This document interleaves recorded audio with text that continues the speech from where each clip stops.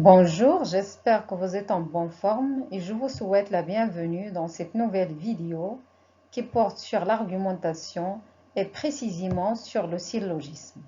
Qu'est-ce qu'un syllogisme? Maintenant, on passe à la définition du mot syllogisme. Mais avant la définition, d'où vient le mot syllogisme? Quelle est son étymologie?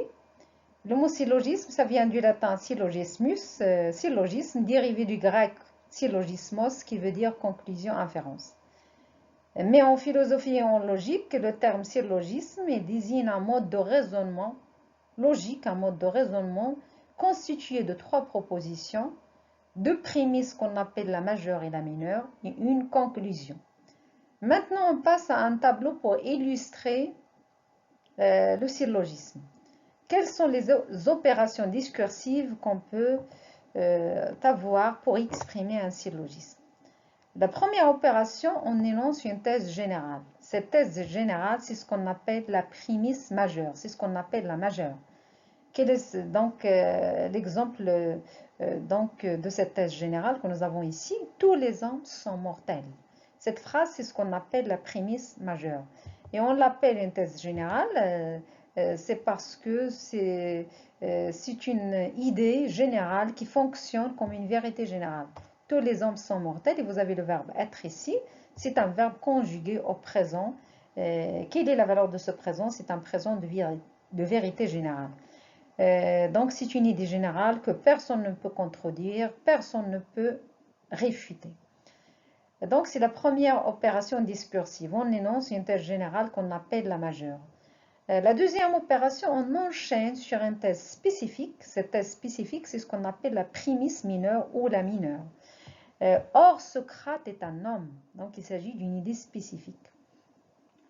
La troisième opération, on tire une conclusion en se basant sur le rapport entre la majeure et la mineure ou sur la relation entre la majeure et la mineure. On tire une conclusion tout à fait logique. Quelle est cette conclusion? Donc Socrate est mortel. Et vous voyez, la conclusion, elle est introduite par un lien logique donc qui exprime la conséquence. Voici donc les opérations discursives ou les parties de ce qu'on appelle un syllogisme. Donc ici, dans la conclusion, c'est une conclusion qu'on déduit, bien sûr, d'une façon, donc c'est une conclusion logique qu'on déduit à partir du rapport ou de la relation entre la majeure et la mineure. Il s'agit donc d'un raisonnement déductif formé de trois propositions, deux prémices qu'on appelle la majeure et la mineure, une conclusion qui est déduite du rapprochement de la mineure et de la majeure. Maintenant, on passe à un exercice. La consigne de notre exercice vous demande de retrouver dans les syllogismes suivants la partie du raisonnement qui manque. On a déjà vu que dans chaque syllogisme, le syllogisme, c'est un mode de raisonnement. On a trois parties. Ce sont les opérations discursives que nous avons déjà vues dans le tableau. Donc ici, vous avez 5 syllogismes. Il faut chercher la partie manquante. Donc arrêtez la vidéo, essayez de lire les phrases attentivement et de retrouver les parties du raisonnement qui manquent. Bien sûr, la partie qui manque dans chaque syllogisme. On commence par la première phrase. Tous les citoyens doivent respecter la loi. Or, donc la partie qui manque, c'est la mineure. Donc nous avons la majeure, tous les citoyens doivent respecter la loi. Nous avons la conclusion, donc le représentant communal doit respecter la loi. Et la partie qui manque, c'est la mineure. Donc laquelle? Donc, or, le représentant communal est un citoyen. Donc le deuxième syllogisme, les formes de l'égoïsme sont mauvaises. Or, l'avarice est une forme de l'égoïsme, donc l'avarice est mauvaise. Troisième, les romans policiers me passionnent.